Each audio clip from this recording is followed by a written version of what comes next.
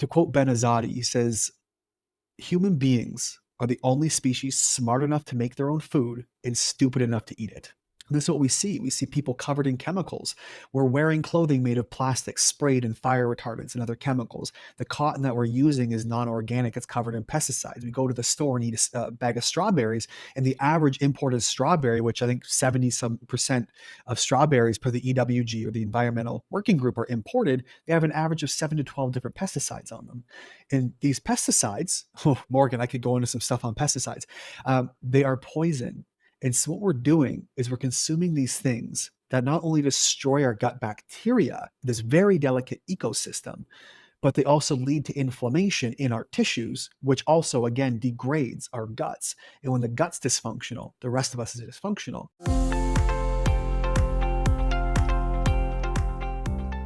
Hey there, and welcome back to the Reshape Your Health podcast. I'm your host, Dr. Morgan Nolte, and I am thrilled for this conversation today. I have with me Josh Dech, and he's an ex-paramedic and holistic nutritionist specializing in Crohn's and colitis and other related gut issues. He's helped to reverse over 300 cases of Crohn's and colitis, what most doctors believe to be impossible. We're going to talk about why it's not today. And through this, he's been connected to some of the world's most renowned doctors.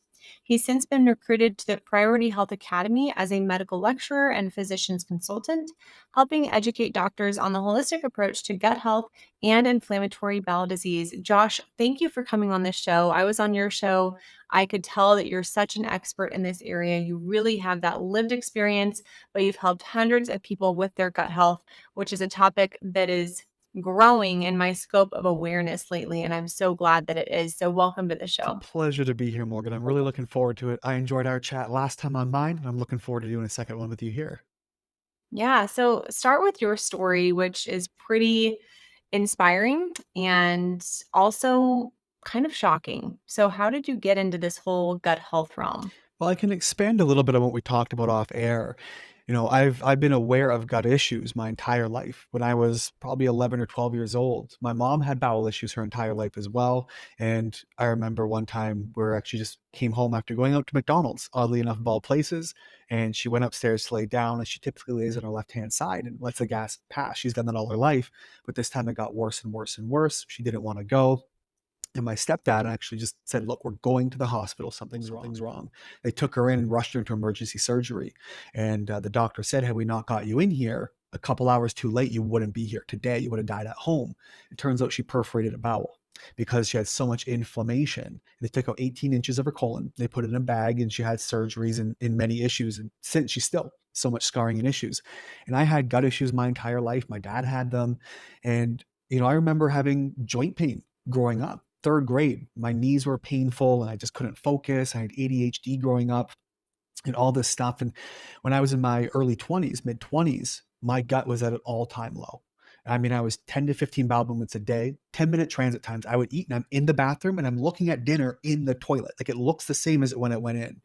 And so I lost 25, almost 28 pounds, and I felt terrible. I went from being a competitive strongman, deadlifting 550 pounds for reps on a deadlift, to not being able to pick up 40 without needing a nap. And so it was really a dramatic shift from being a strength athlete to feeling like I'm dying and my insides are turning outside. And so at that time, my ADHD was, again, through the roof, which we can talk about. It all comes back to the gut anyways. But I was having mood swings and emotional outbursts and panic attacks for the first time in my life. And I've always been who you'd expect to be like your run-of-the-mill hippie. Super chill, everything's easy, come and go. And here I am having panic attacks. And so there's a lot of combination of issues in there. And they put me on Vyvanse. And so I started with more emotional outbursts and the drugs just trying to ramp my nervous system up to keep up with what my chemicals aren't doing. And now I'm having suicidal thoughts, and it's like ideation and like literally like standing in Home Depot, like I'm planning this thing. And it's gotten really quite intense. And so after fixing my gut and fixing and healing my brain, I don't have depression. I don't have anxiety. I don't have the issues. My back There wasn't an inch on my back when I was probably 2021 that wasn't covered in acne. All that's gone, the joint pain gone. And here I am functioning like a normal human being. Whereas my physicians, had they had it their way with the limited tool chest they had, would have me medicated on 7 or 8 different things right now for depression, anxiety, mood swings, stability, maybe bipolar by now, who knows? They wanted to give me Accutane for the skin. We're just covering symptoms. But here we are, alive, well, and thriving. Oh my gosh, I'm so happy to hear that. And I want to know because there's so many people out there with ADHD these days. And I think many of them have no idea or they're turning a blind eye to the Mm. fact that their nutrition, that their gut health is directly impacting their brain health and those symptoms. So how did you turn the corner from traditional medicine approach of taking the medications, not helping? How did you find your way out of that and to a solution that worked? Hmm. Well, it was actually, I like to describe my entire life as just a series of falling forward. I used to be a paramedic and I left that in my early 20s, became a personal trainer. And some of the trainers I was working with were dabbling in nutrition and gut health, and they started helping me with my gut health. And I remember one of the side jobs that I had outside of personal training. I was at this trade show and I was watching a woman speak all about the gut and gut health and the microbiome and what it starts from being, vaginal birth versus C-section and breast and bottle feeding, what it looks like and how your microbiome is arguably as important as your DNA. It even influences DNA and genetic expression. And this 30-minute lecture, my jaw was on the floor. I'm like, this is what I'm doing for the rest of my life. So from Right. having gone experienced it, and I think most physicians or most practitioners in the functional medicine space have experienced this themselves. Famous doctors like Dr. Andrew Weil went through an NSAID issue where he wrecked his own gut. Like so many of us have done this and been there. And so after having gotten the help that I needed through my gut and then learning and hearing that there's more to this than just bad genetics and bad luck and what they what doctors want to call, big air quotes, functional diarrhea. I'm like, that's the definition of dysfunction. And so Yeah. it's just completely Oh, backwards. And so when I realized there was a better way and a different way, that's sort of how we ended up here. And then in my own personal practice, talking about this openly and saying, like, look, there's a way. People came to see me. And over time, the worst cases we helped, the worst cases came to see me. And we started helping people with colitis and Crohn's disease. And now it's where I specialize. There was just such a need for people dealing with gut issues. And it really does, it can ruin your entire life, relationships and work and career and everything, if it takes it enough of a can. hold. Well, let's talk first of all about Crohn's and about colitis and what are they specifically? Because, I know you help with more than that too, but let's kind of talk about the spectrum of gut issues first and just define those two things that you said. Well, I love that you queued that up so well, Morgan. When we're looking at bowel disease, I look at it like a spectrum. Now, Western medicine has spent probably the last 40, almost 50 years now, really trying to differentiate IBS and IBD. So, irritable bowel syndrome, which most of us are familiar with, and inflammatory bowel disease, which is your Crohn's and colitis. Now, I look at these and said, hey, if you put them over a Venn diagram, even the studies they publish saying these are different diseases, they have literally have Venn diagrams. The symptoms are the same. It's just a matter of Yeah. severity. And so I started describing it to my clients this way. I said, look, if you're going for a walk and you're wearing a pair of shoes without socks, what happens to your heel? It starts to rub and it gets red and then it blisters and it bleeds and it gets infected. And this is the spectrum of severity from what is bloat today, IBS tomorrow, and bowel disease like Crohn's and colitis the next day. And so the differentiation we make here, like clinically speaking, is really based on symptoms or severity. IBS, we have symptoms like bloating, pain, cramping, constipation or diarrhea, changes in appetite, undigested food in the stool, rarely but sometimes blood. In Crohn's and colitis, we have bloat, pain, cramping, constipation, diarrhea, undigested food in the stool, right? Nausea, vomit. We have the same stuff. It's just worse. And so I started looking at this and said, look, like, what are these really? How do they manifest? And as we've done now hundreds of cases of inflammatory bowel disease, we see a lot of the same things. It comes on rapidly over a few short days, weeks, or months. Somebody who is perfectly healthy, 20, 25, 50 years old, wherever they are, healthy their entire lives, the next day they got blood. Well, it's just genetic. That's the excuse the doctors give. I said it doesn't make sense. The math isn't mathing. And so we went back to the drawing board, and people get it two ways. It's either rapid, a few days, weeks, or months, or it's something that slowly wore and tore, like the heel in a shoe, over many years until it became blood, where you finally went to the doctor and they went, yep, you have bowel disease. So which is it? Is it genetic? Is it random? Is it autoimmune? Is it environmental? And so it just didn't add up. And this is how we sort of broke things down. And so to long answer short, to answer your question, what is bowel disease? We have our irritable bowel syndrome, which is a classification of symptoms, but then we have your inflammatory bowel diseases, which again, the name is just a name to describe symptoms. So my encouragement to you listening, if your doctor gives you a diagnosis, don't accept it as this is just innate to my biology, my physiology. It is a collection of symptoms that has a name where you or I, Morgan, can look at that and go, oh, Crohn's disease, here's your symptoms within 85% accuracy. And so Crohn's disease and colitis differ really by severity. Again, I look at them as bloat to IBS to colitis to Crohn's. Some people skip a rung or two, and there's factors like genetics in there, of course. But colitis is really just inflammation of the bowel, the large intestine, and it goes in strips. So maybe it's an 8 centimeter chunk or a 20 centimeter chunk, or God forbid, the whole bowel, but it's very surface, almost like you slipped and fell and scraped your knee, and now you've got this inflammation in your gut, right? Very surface level. Whereas Crohn's disease is anywhere from mouth to anus, like the mouth is the entry to the GI tract. And so you can get inflammation anywhere, and it's deeper than surface. It's not a knee scuff, it's a gouge. And so they go many layers down to the tissue. And instead of strips and chunks, they're in what we call Peyer's patches, which are like, think of them almost like spotted like a Dalmatian. You can have them in the small intestine, the large intestine, sores in the mouth, even like perianal abscesses, like on the glutes, on the outside of the bum cheeks. You can have inflammation. So really, it's just more severity. It's deeper and it's wider and it's in more areas, and colitis is sort of isolated. And this is probably medical blasphemy to those with a certain education, but to those dealing with the disease, this is the way it finally starts to make sense. Yeah, no, it's making sense to me. I hope it's making sense to other people too. And I want to start with the simple thing of bloat. Like, Mm-hmm. how many people out there, especially women, as we age, start to experience bloat after a meal, and we get so used to it that we just ignore it. Like, pay attention to that, because Up that's to a sign that you're 72%. eating something. Mm-hmm. Yeah, like I know I did. I had to start paying closer attention to my gut health, and bloat was that first symptom that I'm like, oh, okay, I didn't used to have this. I'm having this now. What's different? How can I fix Mm-hmm. this? So I just wanted to highlight that bloating is a symptom of gut dysfunction in some way, shape, or form. It's not to be ignored. So, why are we having rising cases in the United States, especially of gut health issues? It is epidemic level, Morgan. It is actually astonishing.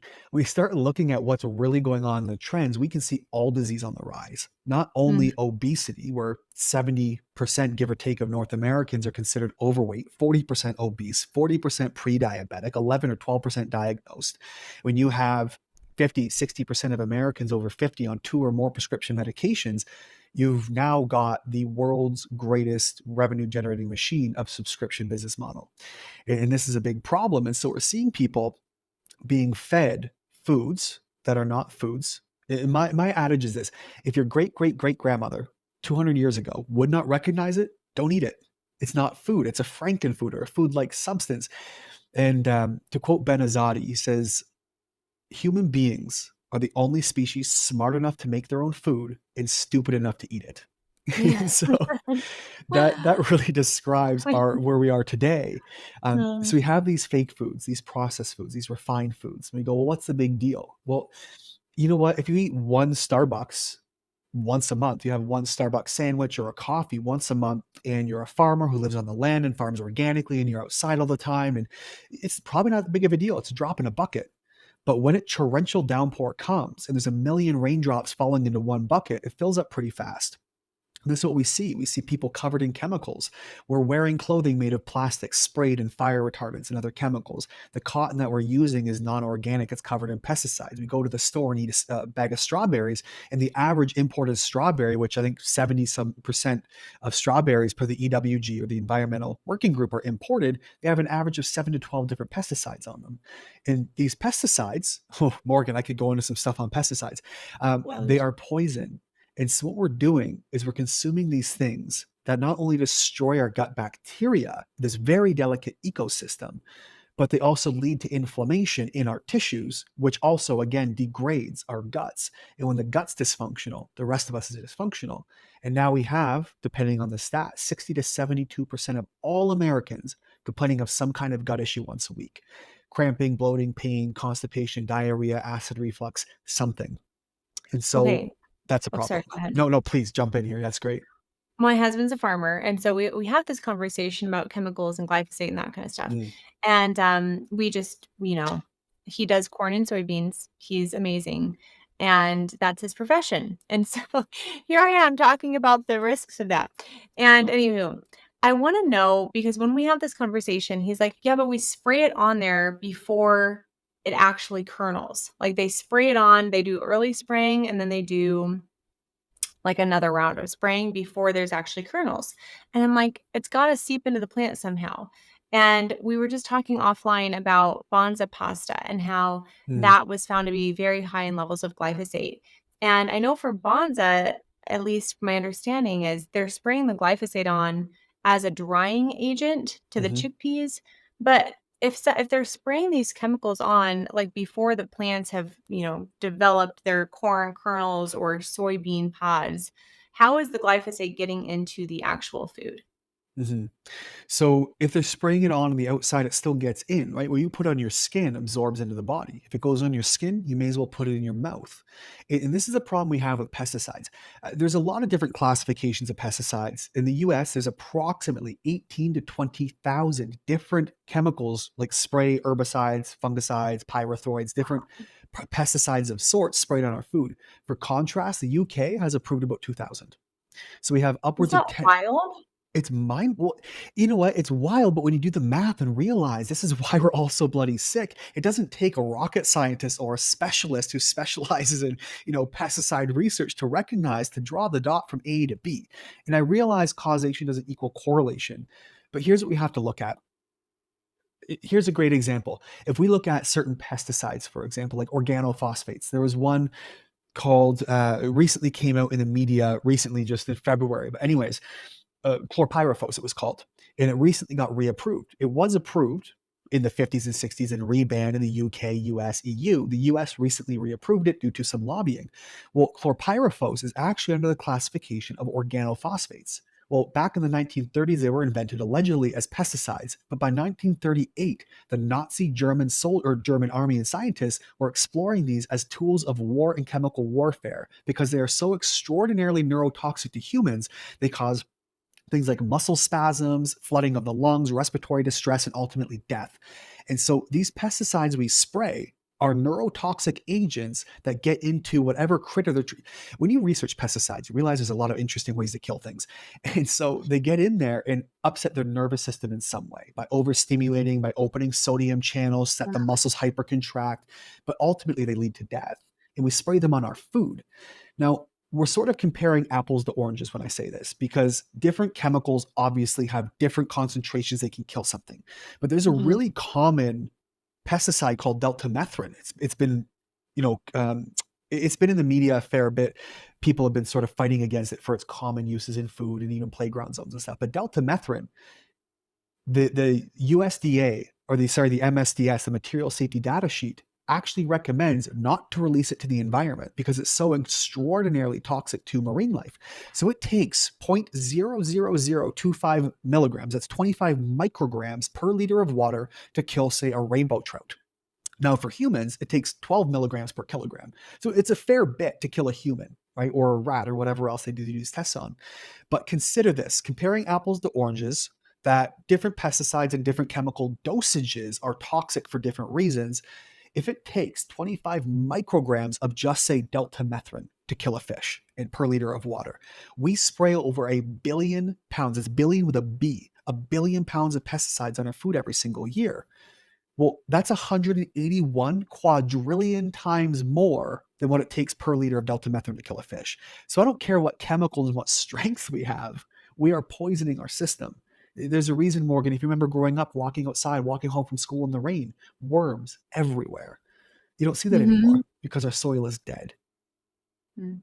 That's so interesting. So, bottom line is what we're spraying on the food absorbs into the food, even if the kernels or the beans or whatever, they haven't come to fruition yet. So, is Sorry to go like, on do that you tangent. Yeah. that's great. No, and we'll get back to the central question too, which was why are these issues on the rise? But Mm. before we get there, so is eating organic the only solution to avoid this, or is that really any better? Is it necessary all the time? What's your thoughts on that? Well, I'd say it's definitely better. And there was a study done, and don't quote me on the exact stats here, but there was a group of women they had taken a study that done on pesticides and other chemicals in the body, for example. So that was all of the PFAs and things that they're getting in their nails done and their hair and all the immunosuppressive and hormone altering chemicals inside these shampoos and stuff. And they removed them all. And they found that the women who are not using these chemicals in their system, their babies had an average following them for 7 years after birth, had an average of 7 points IQ higher, which is the difference between struggling in school and getting C's and hardly trying to get A's. And so it's quite dramatic. There was also a 20 to 21% increase in probability of carrying a baby to full term. Whereas those who simply changed 3 meals per week to organic had this 21% increase. And so Really? 3 out of Hmm. 21 meals, assuming 3 meals a day for 7 days. And so if we see these same stats extrapolated and go, look, if we can simply change 3 meals a day and increase your IQ by several points and increase probability of carrying a baby to term by 21%, then reasonably we can say that any amount of organic is better. And so my thoughts are this. Go to the EWG.org, the Environmental Working Group. They have a list popularized every year called the Dirty Dozen. I'm sure you've talked about this. And if you just simply buy the ones on the Dirty Dozen as organic, and ignore the rest, you're already light years ahead of the rest of the world. We talked about strawberries, number one, every single year with 7 to 12 chemicals per strawberry. And so if we just make these little changes, they can have big dramatic effects, or don't eat them. I say go without strawberries if you can't find them organic. I have a question. So when you said that there's 7 to 9 chemicals on them, what about washing your fruits and vegetables? Like, is there any way to wash these chemicals out of the fruit or off of the fruit? To a degree. So, I mean, there are, you can do a little bit of a soak in cold water with some baking soda for 2 minutes and a little bit of vinegar and then rinse them. And that's supposed to pull a fair bit of them out. But I haven't personally been able to validate that data and test them and say, hey, here's the exact amount of pesticide in one strawberry. We've washed this one and compared them from the same package. On the other hand, fellas like Gary Brecka quoted a study I've not been able to find, but apparently from the EWG, same people who make the Dirty Dozen list, who say they took a set of inorganic strawberries, pressed the juice out of them, and resprayed crops with the exact same effect as just using pesticides. And that's how much pesticide supposedly was in these strawberries. Now, again, I haven't validated that, but it wouldn't surprise me because they're extremely porous.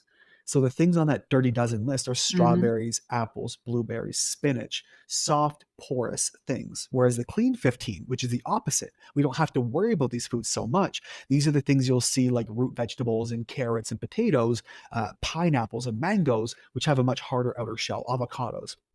And so Yeah. porousness has a lot to do with it. Okay, great. So we'll link up the EWG. It is a really good resource. And then we'll find links to the Dirty Dozen, the Clean 15, and we'll put those in there. Let me write them down before I forget. Good EWG, decision. Love that. Dirty Dozen, Clean 15. Speaking of brain health. Okay. Speaking of good brain and memory and all that stuff. I got my notes in So front of me too. I know. It's just helpful because I hate those comments on YouTube or the podcast. Like you said, you'd link that up and then you didn't. So we will. All right, let's talk about some other factors. So we have heavily, pesticide, like heavy pesticide use affecting the food quality and just if people like aren't putting the pieces together yet. Like glyphosate is one of the pesticides. I believe it's pesticide and it's an antibiotic. And so, like, Mhm. these are acting as antibiotics, which harm our gut health. They kill the good gut bacteria. And then they contribute to leaky gut, which contributes to inflammation. And then the gut bacteria are kind of getting out of the gut and into different parts of the body, creating some systemic issues. So, I wanted to just kind of draw that through line for people of like why they're bad and why they're not good for your gut health. But what are some other issues going on where like, why are these gut health issues just skyrocketing in Mm. America? and they really are skyrocketing. We have to look at what's changed in the last 50 to 100 years. We've added up to 100,000 of these mystery chemicals, most of them to our food supply as preserves. We've got all kinds of things that we eat, artificial sweeteners, excessive amounts of gluten. We have thickeners or emulsifiers like carrageenan and soy lecithin, polysorbate 80, like you and I talked about off air. And these things are destructive to the gut. Some of these are neurotoxic. They increase gut permeability, which leads to leaky gut and other inflammatory things, which again change your microbiome. We have more sugar in our diet than ever before. And you have organizations like published in the Daily Mail. They just recently, I think the last 2 weeks here at the time of recording, published an article saying that there's now no evidence that refined foods, sugars, and processed foods cause weight gain or health issues. And so we have special interest groups lobbying for fake foods. Meanwhile, saying don't grow your own food, and growing your own food is bad for climate change, and having a garden in your backyard is bad for the climate. We've got the average American consuming 101 pounds of sugar per year. That's the size of like your average panda bear. You know what I mean? Like, it's crazy.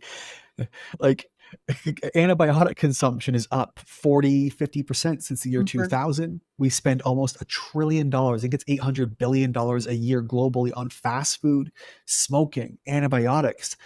Medication spend is something like 12 or $1.2 trillion a year, as per just 2018 when I got the last stat. And so we're taking all these things into our systems that they were never originally designed to take in. Everything is fake. Our air is fake. Our water is fake. There's chlorine in the water. You got 300 out of 350 million Americans taking medication. And what do? They eat, they pee, they poop. Where does that go? Back into the water supply. And much of it can't be taken out. And so we have this constant inundation of chemicals and pharmaceuticals and pesticides and antibiotics and all these things. And thank God we're so adaptive and the human body is so Yeah. incredible. Otherwise, we'd all be dead. I'm really excited to also, for the listeners, we will talk about some things we can do and some positives. This isn't all doom and gloom and doomsday That's podcasting. exactly how I'm like, okay, I know it sounds doom and gloom and like we have to go live in a cardboard box, but even that's Yes. probably gonna be bad because that's probably treated with something. But Yes. so let's get into some of the solutions. Like when somebody comes to work with you, what process do you take them through to clean up their gut health and reverse the Crohn's, reverse the colitis, reverse these gut issues? What's the process you go through? So we have to do the basics first. Now, a lot of the people we deal with, we've seen who've had Crohn's or colitis or some sort of bowel disease for sometimes many years, if not decades, 20, 25 years sometimes. And so they really got the nutrition dialed in, 99% of them. They know what they can and can't eat, what their triggers actually are. But we do get people coming in who just simply changing their diet, going back to the whole foods great grandma would recognize, and 90+% of their symptoms go away within a couple of weeks. And so Mhm. everyone's going to be different. But if you're eating affectionately and lovingly like a raccoon, where we just pick up whatever we can and shove it into our mouths, then we are going to be contributing to bowel disease. And the unfortunate part is we get GI specialists or GI doctors. I'm sorry. The Crack raccoon one me up got with you, the hey? raccoon. I'm sorry, I had that visual of if we're eating like a raccoon, just like picking everything up and putting it in our Just two mouth little and hands with like straight paw fingers. Like, stop being a raccoon. don't Put be the a food raccoon. Put that on a shirt. Alright, I'm sorry for interrupting, that was funny. You're good. And so unfortunately, we've got GI specialists, so gastrointestinal doctors who are saying, eat whatever you want. Food has no bearing on your gut disease. It's crazy. Right? And that's third grade biology. And so our information is coming from a wrong place with a wrong source who's not looking for root causes and also believes these diseases are innate. So we do have to recognize nutrition matters. These foods matter. We didn't introduce half these things into our diet until the 1950s and 60s. But if you simply Google global burden of disease 1960 to 2020, it's a 45 to 60-degree line, almost straight up, as we've Crazy. introduced all these things into our body. And a lot of it comes back to the gut. And so we have to understand that this epidemic is coming from what we're doing to ourselves, either voluntarily or unknowingly and involuntarily. So that's the first step. What are we doing to ourselves that we can correct? What can we control? The food we're eating. Now, you talked about food and diet, nutrition lots. So I'm not going to harp on that too much. But another one we have to consider as well is how are we eating? And this is something a lot of people don't cross. Are you shuttling 4 kids into the car, running over to soccer practice and dropping food down the hatch and swallowing like a pelican without chewing? And now here we are, a lot of animal references. So I here we love it. are.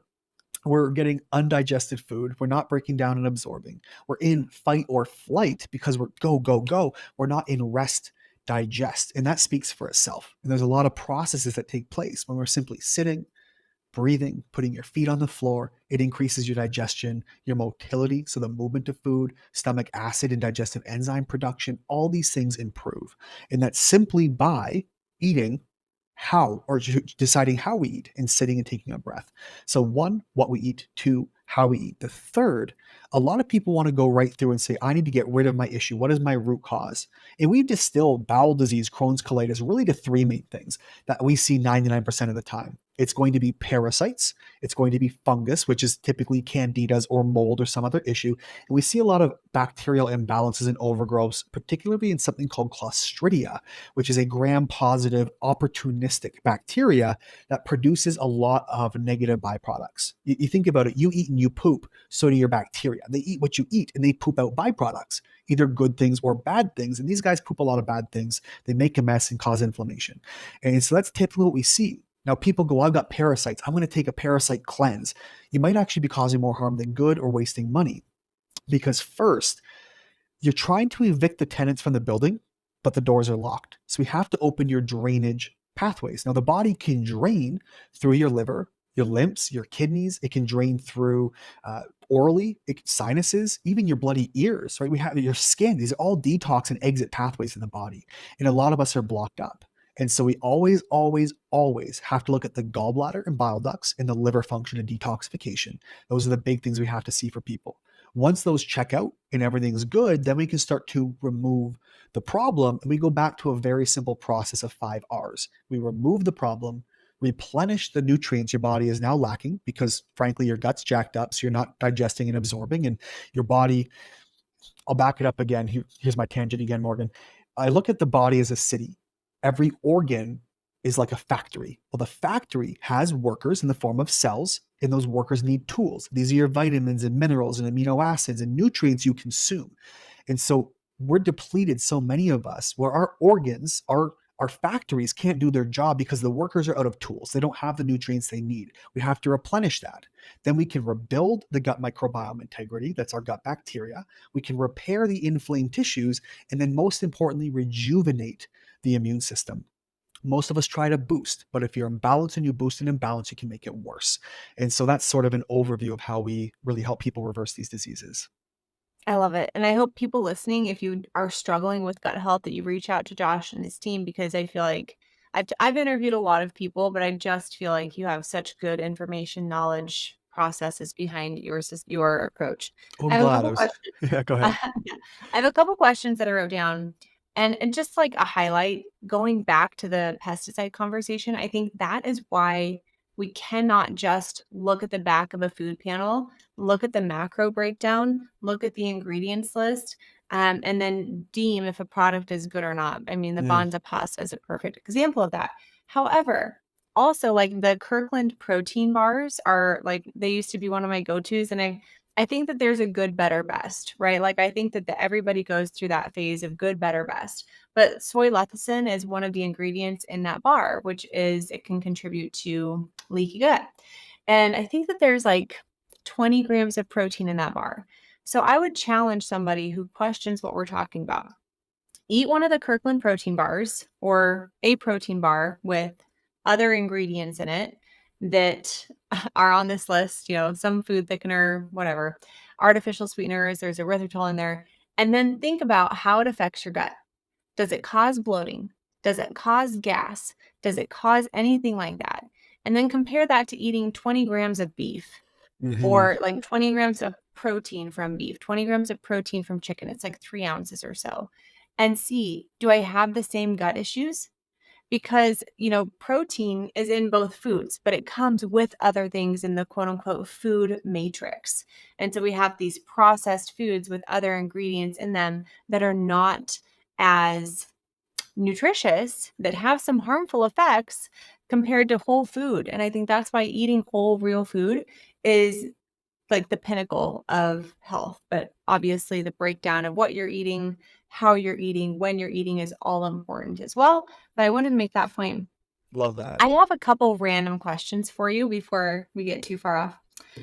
What about fiber? So you're like I'm not going to talk too much about what to eat, but there are some major differing opinions on fiber, and it's important for gut health. So, what's your view on like, is fiber important Mm. for gut health or is it not? Yeah, this is a really interesting question. We have to look at the data. Now, again, everyone's interpretation of said data is going to be different. Now, I've spoken to carnivores like Anthony Chafee and Sean Baker, who are like no fiber, meat always. Michaela Peterson, right? Lion diet, meat, salt, and water. And I agree, but knowing what I know, on the other hand, I see a lot of people in my practice who have a lot of these same symptoms that a lot of these clients are coming to see them, and the ones I see on Michaela's page, where they have psoriasis and eczema and they're, iron deficient all the time. They have these other problems. Well, those are all classic textbook cases of parasites, which also coincidentally love certain types of fiber. And so they eat and poop, and the body becomes toxic. We develop symptoms. And so if we go back to, say, a lot of tribes in Africa, right, there are the Maasai people. They eat a lot of beef. They eat some plants, but mostly animal based. They eat some honey and things they can find kind of around. But they don't shy away from the fiber. They don't look at berries on the tree and go, nope, we're carnivores. They eat it, Yeah. right? And so a lot of it comes down to the quality. And what I've sort of distilled at this point in my career is I don't believe fiber is inherently bad. I don't believe plants and vegetables are bad. I believe what we do to them and spray on them is bad. The chemicals we put into our body are more disruptive than the fiber is beneficial. On the other hand, we do also see from microbiome testing, like looking at people's stool samples and measuring the gut bacteria, looking at databases like Zoe. They're one of the biggest databases for GI mapping in the world. They have nearly 200,000 samples at this point. And they've measured people all over the place and all over the world. And they've actually had people go and live with African rural tribes who still live on the land and farm with just air and sunshine, no sprays, no chemicals. And they live on the land. And they have some of the most diverse microbiomes in the world, and the healthiest and the lowest amounts of disease. And we equate, now it's not as simple as more diverse microbial activity or a greater variety of bugs in the gut, so to speak. It's not a cause and effect. It's not that simple, but there is a correlation to having more gut diversity and having better health outcomes, better brain function, lower rates of disease. And they have some of the best in the world for guts. They are super donors. Like if they lived in the States with that kind of quality of gut, they can get paid, literally make a living pooping in a box and Yeah, donating it to people for fecal transplant. It's it's true. it is, they're super donors. And so I think fiber has a huge part of it. But unfortunately, a lot of our gut microbes in North America, where we all sort of have this chain of what we call dysbiosis or imbalanced gut bacteria, where grandma, say, had a really good diversity when there was 2 chemicals sprayed on the food. And then my mom, for example, had 800 chemicals sprayed on her food growing up. Now I've got 20,000. Grandma had 1,000 different microbes. Mom had 500. I've got 200. It's no wonder I can't digest the fibers because my microbes that break down fiber, because humans can't digest fiber. It's one of the very few things we can't break down. Well, my microbes that are supposed to do it are dead. But the people of Africa living off the land, they have these microbes because they've adapted to it and that's what their bodies do. And so I think there's merit to everything, but I think it's very contextual. And unfortunately, we're saying it's all or nothing when I believe it's what we're doing to it. And we're kind of gaslighting the food rather than looking at the corporations like Bayer and Monsanto and even the EPA. Now, as a quick sidebar, and I'll make this one quick, Morgan, I have trust issues, obviously, with the government and everybody who controls our food and the food supply.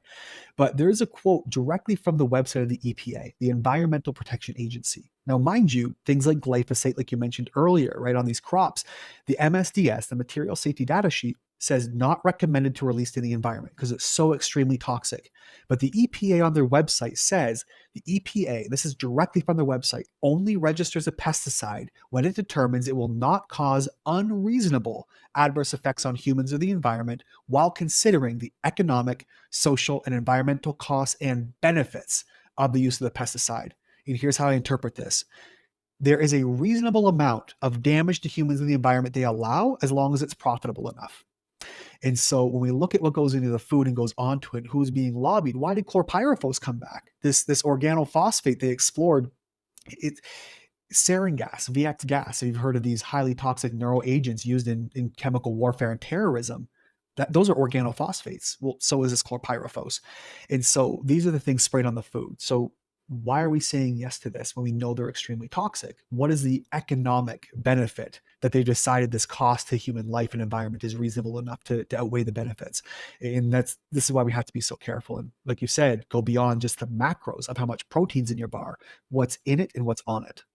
Okay, so the next line of questioning is a lot of the corn, a lot of the soybeans that my husband grows goes to feed cattle. And so, I've heard before, you're not what you eat, you're what you eat ate.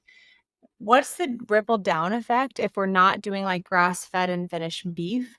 If they're being fed grain to fatten up before they're slaughtered, um, so that humans can enjoy their meat.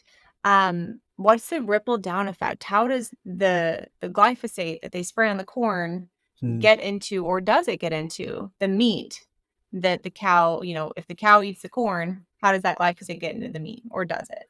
You know what, Morgan? I wish I knew the answer. And Okay. unfortunately, I don't. But I will give you 2 points of view that I've heard from two doctors I like and respect. Okay. Dr. Joel Fuhrman, I've had both these guys on my show, so I got it directly from them. Dr. Joel Fuhrman, he's a very well known celebrity physician. And he says there's something called biomagnification, where the animal consumes the food and these inflammatory things, these toxins, get stored in their tissues, in their fat. On the other hand, Anthony Chafee says the animal acts as a filtration system and it gets stored in the places we don't really consume. But on the other hand, if you're nose to tail and you eat everything, including the bones, marrow, organs, you're consuming it all anyway. So how much have they broken down, excreted? The truth is, I don't have an answer for that. What I can say is that most people that I work with seem to do better eating a meat based diet because 85% of our clients are in North America. So it comes back to earlier. Is it just that we don't have the microbes in our gut to successfully break down these fibers, or is it what's being sprayed on the food, or both? Or is our body able to adapt to the lesser amounts of glyphosate and pesticides inside the animal meat, or is it truly filtered out? Unfortunately, I don't have an answer to that question, but there are 2 points to consider. And if you guys know the answer, send me an email, let me know because I'd love to learn. Yeah, I've been wanting to ask somebody that question for a long time. Okay, Sorry to my let you next down. question. It's okay. They were good points to consider. My next question is intermittent fasting and gut health Mm, because, we work a lot with insulin resistance. And you said part of this whole healing of the gut process is giving the gut the nutrients that it needs to heal, repair, I think was the word you used. So, what effect does intermittent fasting have on gut health? And does it depend on the duration of the fast? Does it mm. depend on if you're eating something during the quote unquote fast, so like a modified fast? What's your advice there, or what are your thoughts there? Yeah, great question. So, food's going to do a couple different things for us. I'm just writing some points down. So, think of it this way: if you're trying to walk up a flight of stairs and you got a sprained ankle, the less weight you're carrying, the easier it is. So, if you load up a backpack full of weights and walk up that same flight of stairs with the same sprained ankle, it's going to be a lot more painful. And so we get people whose guts feel better because they stop eating. They go on an intermittent fast. They've actually just taken off the mechanical stress on their gut, like unweighting an ankle. And so they feel better because they're not requiring their gut to work and move when it's actively inflamed tissue. That's number one. So it can feel better. Number two, a lot of our body's detox pathways and systems do require certain nutrients. We require carbohydrates or glucose for this process. Now, again, some will argue we make our own, we don't really need to consume it, and I'm totally on board with all the above. We do find that when doing drainage protocols, that first step of preparing the body to evict tenants like parasites, a lot of the times adding carbohydrates can be very beneficial. And so we have to balance now and say, look, is it medically, clinically beneficial, or is it symptomatically beneficial to do intermittent fasting? We've got people coming through who say, well, intermittent fasting helps boost your gut microbiome. There's evidence for that as well. There's also evidence to say that eating 4 and 5 meals a day when dealing with gut disease is better for the gut because you're still able to digest and absorb, but you're not consuming a large amount of food, requiring a large amount of weight to be carried by that sprained ankle in one go. And so there's merits to everything. And this is where it gets really tricky. And I wish it was a one size fits all. And this is where people get frustrated like, Josh, just I give me an know. answer. Tell me what to do. Everything is nuanced because you, Morgan, have a different physiology than me. I've got a different medical history than you. The root cause of my next door neighbor's gut issues are different than, someone in the UK. So everyone's going to be different. And so intermittent fasting, I think absolutely has a place. It's not something we utilize a lot in our practice specifically because the people we're dealing with especially on the most severe end of the spectrum with Crohn's and colitis, have super jacked up drainage and detox pathways. They've got all kinds of typically adrenal issues where we need excess sodium and other nutrients to the body to be able to repair these systems. They've got hormonal imbalances, and we need the nutrients, or they got so much bowel disease, they're so nutrient deficient, and they've lost so much weight, many of them, that intermittent Mhm. fasting is going to cause more harm than good. And this is what we have to keep in mind. I'd love to give you guys a straight answer and say, here's who should fast and here's how to do it. But I need to talk to you and see you first. All of our clients dealing with gut stuff send us photos of themselves, like personal trainers would ask for weight loss progress photos, front, side, back. We look at the tongue, the fingernails, we look at everything, because we need to know, one, what is your body doing? What's it capable of? And the external, the envelope of the body is a huge window into the internal side of what's going on. So again, there's a lot to consider. Yeah, there is so much. And I hope that people appreciate that answer and they don't get annoyed with it. Like we live in an old farmhouse. And so we had a cabinet maker come over yesterday and he's going to make some radiator covers and some floor thresholds because I redid our wood floors. And, I could tell he was an expert because he brought up points that I didn't think about. There's not just like a one size fit all radiator cover or a floor threshold. He's like, well, do you want to cut these door things out or do you not? Do you want to cut the frame off the window or not?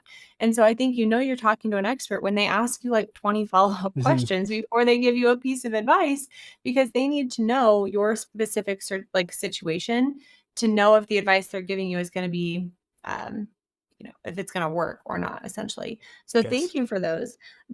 Those were all of my random questions that had built up during the interview. So I think the next thing that I wanted to ask you was you said, the body's a window. And you had mentioned like eczema or something else being a side of or a symptom or side effect of a parasite. So you mentioned parasites, you mentioned fungi or mold, and you also mentioned like just dysbiosis. So the bad bacteria far outweighing the good numbers going down. Are there certain patterns that you see on the outside that might reflect somebody has a parasite or somebody has mold or somebody has just dysbiosis in general? So I wanted to ask that question too. Totally, yeah.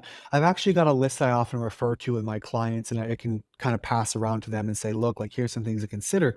The reason I don't have this on my website is because it can be very dangerous for people to arbitrarily take these into their own hands. We've had people go, "I've got a mold infection, so I'm gonna go on a Right. mold detox protocol," and they throw themselves into a mega what we call a Herxheimer reaction, and they've hospitalized themselves. So it can be very dangerous. But it's like, again, you're trying to evict the tenants, but there's nowhere for them to go, and now they're just you know, cutting up the carpets and peeing in the corner because they're mad at you. And so we can't get things out if we do it improperly. And so there are some things we can look at. I mean, really good indicators of parasites. If you've got gut issues accompanied by, say, pain or discomfort when you push on your liver or your gallbladder, or around if you had your appendix removed or have pain kind of in that belly button area, these are locations they physically like to hang out. Back pain sometimes can be indicative of certain types of parasites, rectal itching, seasonal allergies, grinding of the teeth, low sex drive, early hair loss, especially in men, frequent recurring sinus infections, trouble gaining weight, all these things, even menopause symptoms or early menopause for women, like before 50. These can all be symptoms of parasites. And there's many more. I've got 40, 45 different symptoms on a list to look at. And there's a lot of crossover. But if someone's got a fungal issue, say parasites, you might see eczema and psoriasis. In fungus, you might see more like toenail fungus, oral or vaginal yeast infections, or even acne as the fungus starts to push through the body. That's an external thing. Maybe you are forgetful, cold extremities, like, oh, I've got Raynaud's syndrome. Well, you might have a fungal issue, right? So there's lots of things we can look at, even behaviorally, seeking behaviors. For Right. example, like Clostridia is a common overgrowth we see in things like diverticulitis, ulcerative colitis, or Crohn's disease, but that actually messes with your dopamine pathways, converting tryptophan into dopamine. And so we can see where behaviorally, if you're a behavior or what's I'm looking for, if you're seeking behaviors, sex or drugs or thrills or foods, it could be Clostridia. So there's a lot to look at. If you eat collagen and calcium in bone broth soups and you get diarrhea or blood in the stool, it's probably Clostridia, right? So there's lots of different symptoms we can look at. We have to consider this, Morgan. Your gut, our body's always talking to us, right? Every symptom is a word in your body's vocabulary. Our digestive system only has what, maybe 10 different words it can communicate, right? Gas, bloat. I love how you communicate. I Oh, just thank have you. to tell you, I appreciate the humor. I love the metaphors. I love the simple examples. Like your gut has 10 words they can say. All right, what's our gut like? Our gut's like a baby. Yeah. So it can say I'm constipated, bloated, gassy, crampy, diarrhea, maybe I think I said bloat, GERD, acid reflux. You can get maybe blood or mucus in the stool. That's really about it. It can't speak to you in other ways, but your body can talk to you in 1,000 different ways.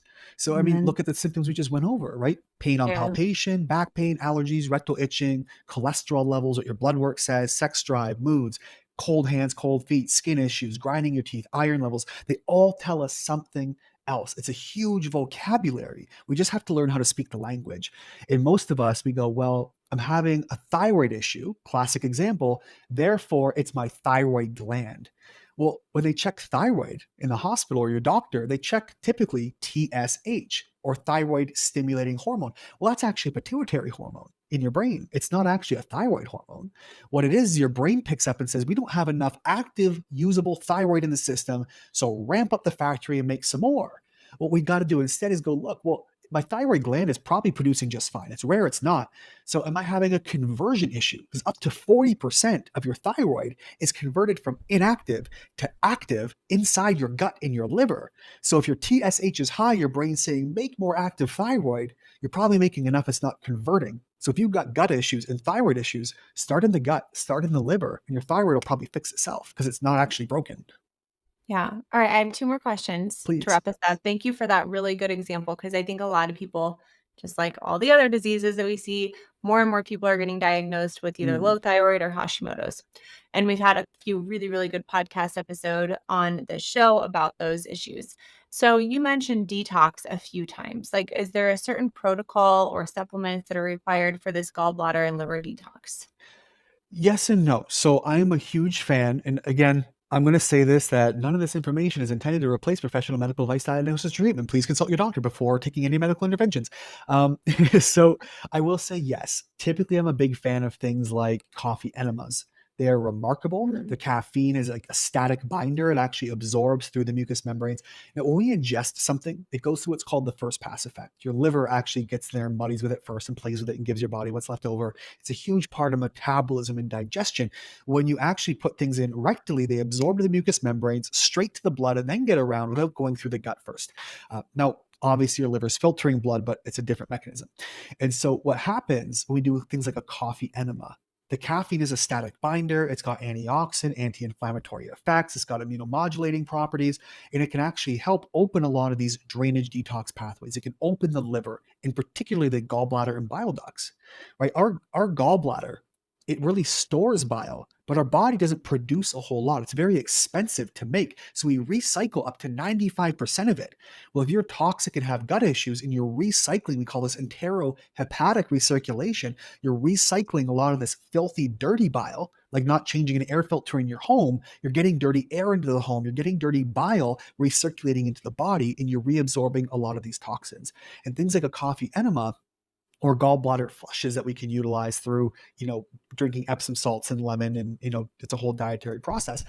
But these can clean out a lot of these really basic filtration systems and recirculation, which gives the body a much better place. This opens up drainage, getting sweaty, red light therapy, sunlight, getting into the grass.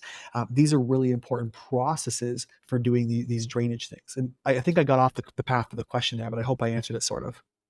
I'm sorry. I've been thinking about coffee enema. So, like, are they Yes. literally just like sticking coffee up their rear end or what's going on there? You got it. You get your favorite mug and a straw. Now, what you gotta do, you do have to prep up, and there is enema coffee. It's certified, mold-free, air roasted. Like it's a very pristine type of coffee, which is disappointing because it's like $40 a bag, and you're not even getting to drink it. Hilarious. Oh Yeah, my I gosh. prefer coffee the conventional way, but you prep up this enema up to 2 liters for an adult, and you get an enema bucket Holy or a bag. cow. Sounds like a lot, but the colon's amazing. And what you do is you basically hang it, and you lube up the end, and you insert and slowly let the coffee dribble in until you've held it. Now, as you're doing an enema, you will get spasms. Like you have to have a bowel movement. Like you really had to poop, and you're getting like these cramps. It feels like that. You just breathe through, What I imagine maybe delivering a baby would be, and they go away and the bowel settles down because it's trying to eject what's full. And then once you get as much as you can in, the goal is to retain it 10 to 15 minutes if you're able, and then expel. And then you can do these. I wouldn't do them daily, but for some people acutely, when we're starting a drainage phase, maybe it's 3 days a week for 2 weeks. Maybe we do one a week, then back them off to one a month. It depends on what they need, but they're extremely potent, very powerful. And for some people, they make them sleepy. My first one I ever did was 8 o'clock at night. And I didn't fall asleep till 2 in the morning.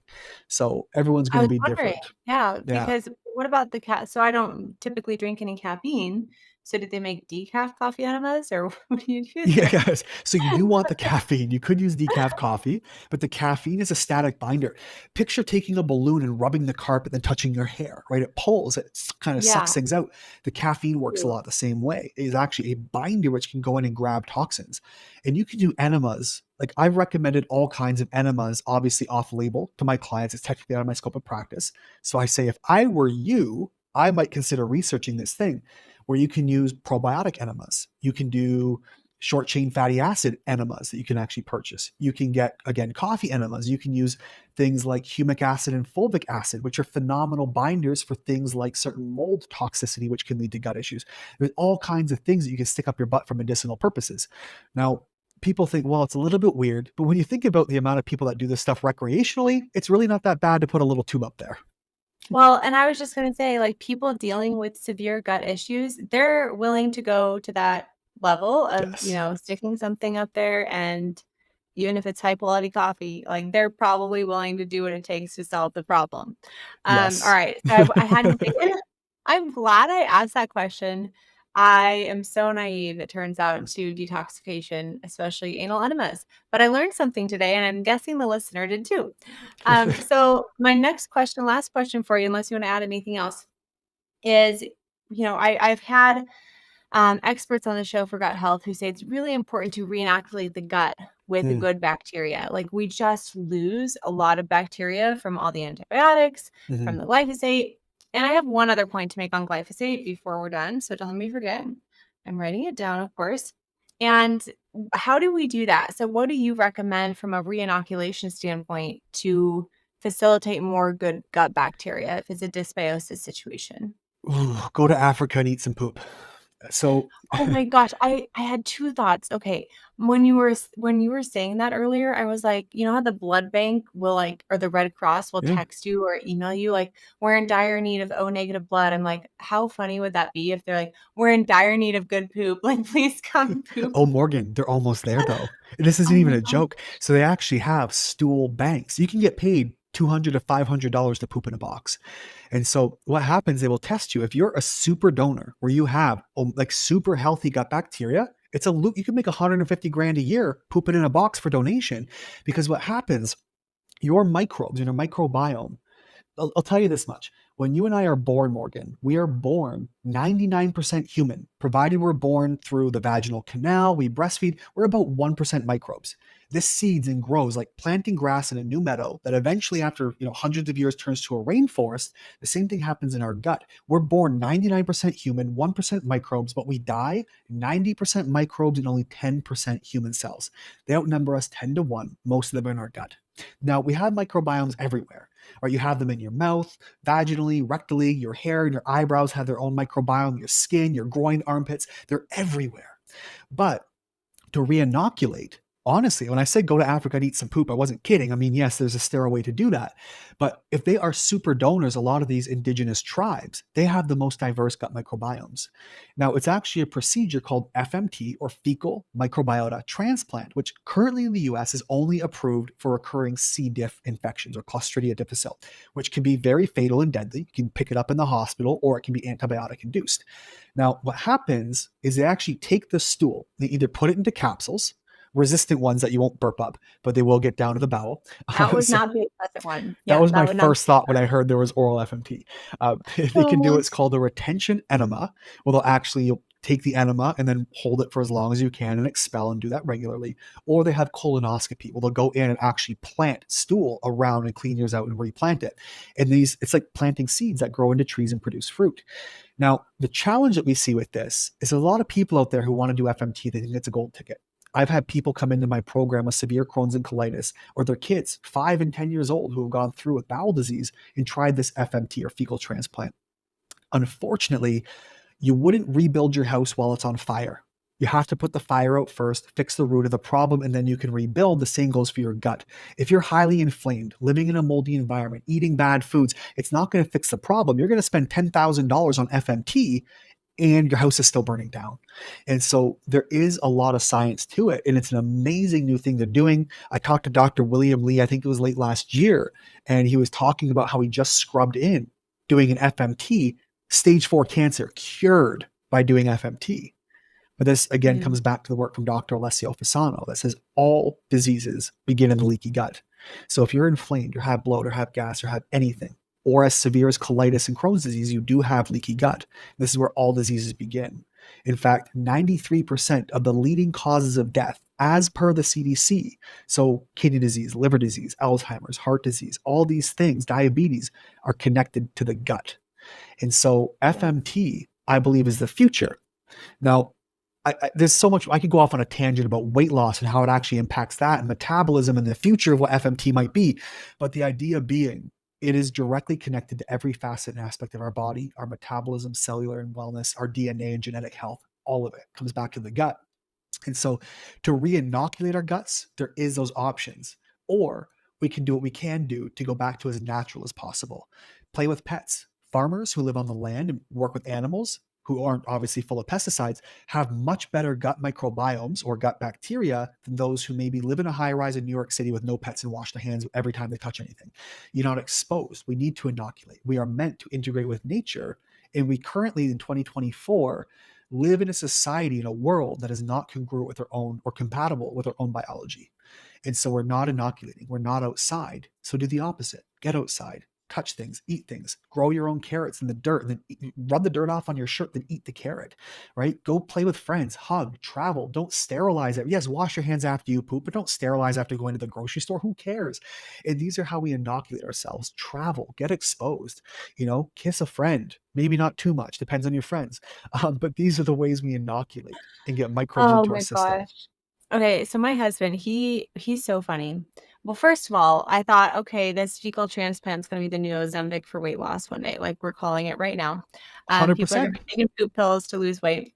Um, Secondly, I should get mine checked and have a new revenue stream of like pooping in a box or Hmm. whatever, however you do that. If it's like it'd be perfect because we live on a farm in the middle of like nowhere, and so they need to like mail it to me. If I can do it from home, I'll do it. So my husband's like, I should just like be a troll on the internet because I am so good at like poking holes in people's arguments or theories, and he's just hilarious when he does it. So what he would say, because we've had this conversation before, I was like grounding. We went to a park or somewhere, and I was like grounding, where you're like lying on the grass and you're like Totally. getting out of my like electromagnetic. I was like, you realize that grass was probably sprayed with a bunch of pesticides that you're trying to avoid, right? And it's true though. It's like if you're going to a park, they've probably treated that grass. How do we avoid this stuff? How do you and I'm like, "Oh my gosh, she's right. Like I smell it now." Mhm. What a like isn't that a little bit frustrating that when you're trying to do something good, there's always this something bad on the other end of that. It just Yeah. nothing it's like I don't expect you to have an answer to that, but Oh, that but was I do. frustrating. I do. Okay, You what's know, your answer to that? look, I like to say that my hairline is back here because my tinfoil hat keeps like rubbing it all off. And this is why I have trust issues. Everything we do is poison. Our food is poison. Our grass is poison. The air, there's freaking trails in the air. People go, no, it's condensation. It's not. They literally talked about it in Congress. It's been banned in many states. It's weather modification where it's bromide and aluminum particles. Like it's everywhere. And so there's no escaping it, unfortunately. And so I look at it this way: the human body is so remarkably well designed with everything we're putting into it, the billion pounds of pesticides, the sugars, the antibiotics, we're still not dead. And so if we can simply do a little bit better in what we ingest, or maybe like Simon's, I have no affiliation with the company, but they have $20 organic cotton t-shirts. Like it's not sprayed in pesticides. So you can go and get these things for relatively cheap if you're willing to look and do some legwork. Whereas if you go and buy things like even most of your name brands, Gucci and Prada, there is literally a pit somewhere in Peru with millions of pounds of clothing, of designer clothes that were just dumped because they're really cheap to produce. They just have a fancy label and, social status attached to them, but they all come from the same place. They're sprayed in fire retardants and grown with chemicals, and the fabrics are just woven with these things.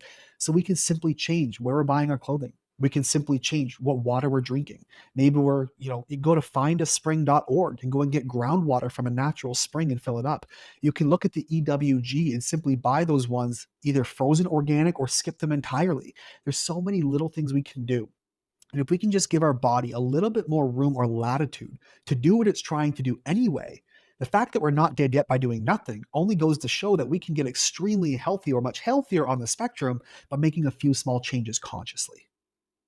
Yeah, and this is so exciting for me because this whole world in organic is new to me. And so I'm going to be starting to buy more and more organic as, I feel again a lack of trust in our food producing um, companies and food, big food manufacturers, obviously. And I hope I think the big takeaway from this conversation is eat whole food, eat Mm, real food, and eat it slow. Don't eat on the go, eat it slow, digest your food. And if you have a problem with your gut health, please reach out to Josh. Like, you're going to be my go-to guy. So I hope you know.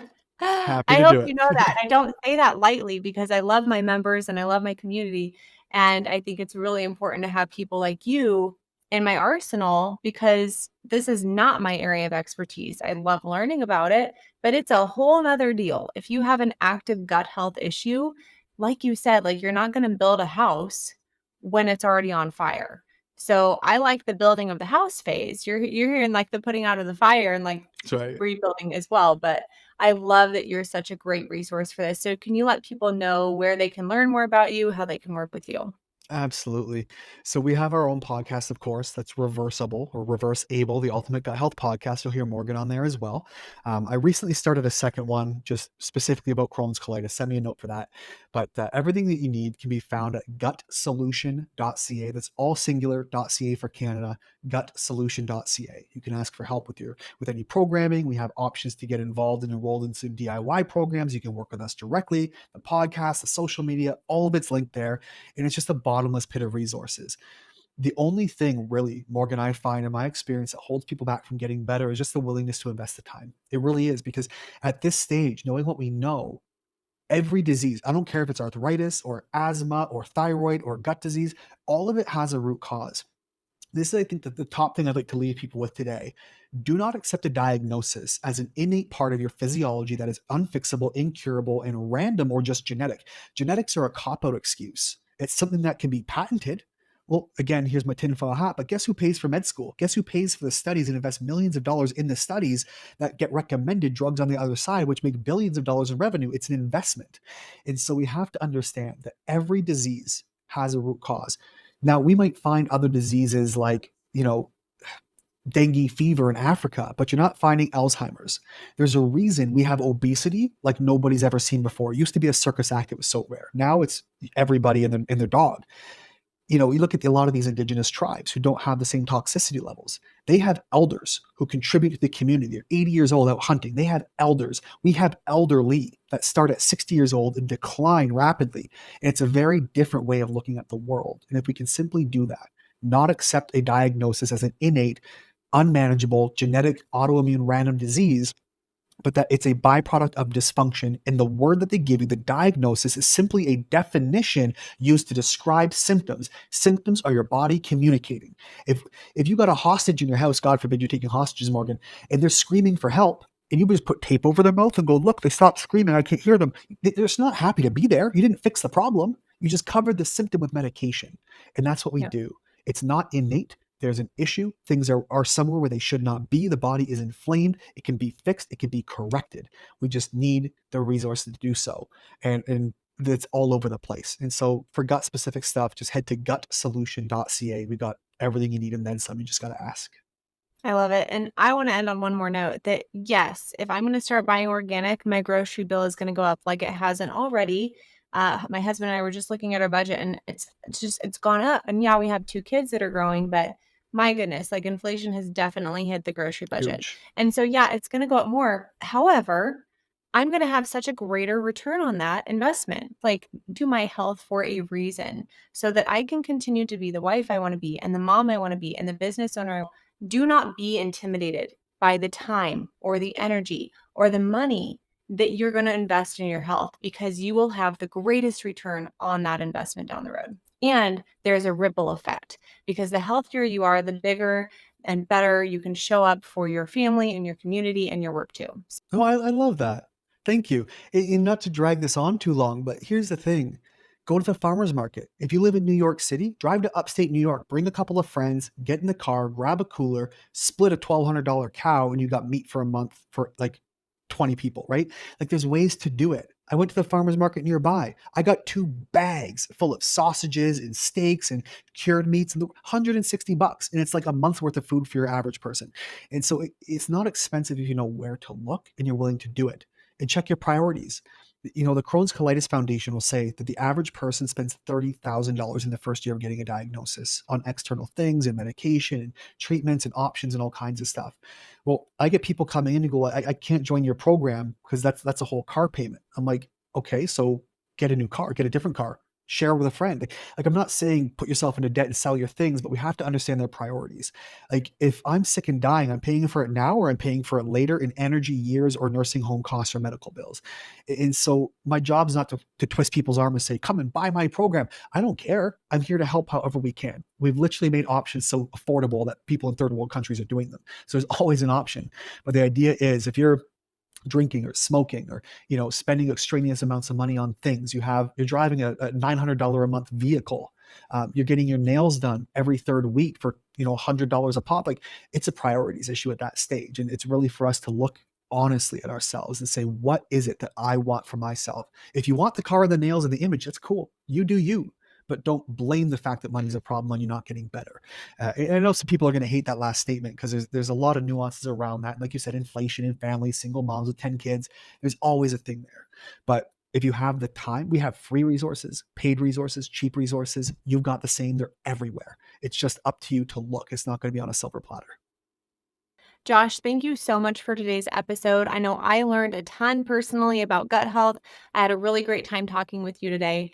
And if you are watching this on YouTube, please click that like button, leave a comment, share it with a friend. That helps increase the views on YouTube so more people can see this content. If you're listening to the podcast, please go ahead and subscribe to the show, follow the show on your platform, and share it with a friend so that we can spread this message on the importance of gut health with as many people as possible. All right, I'll talk with you again soon.